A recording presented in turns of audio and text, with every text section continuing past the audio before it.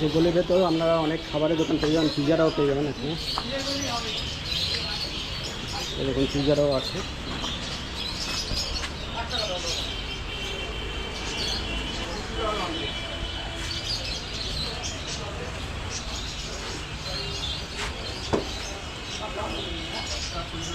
মোটামুটি সমস্ত রকম খাবার দাবার পাওয়া যায় এখানে, একদম হাটের পাশে।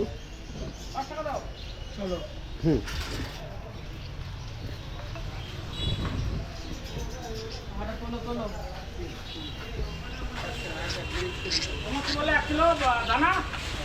দিতে হবে পরের বার তাহলে কি 15 টাকা দিও? হ্যাঁ ঠিক আছে।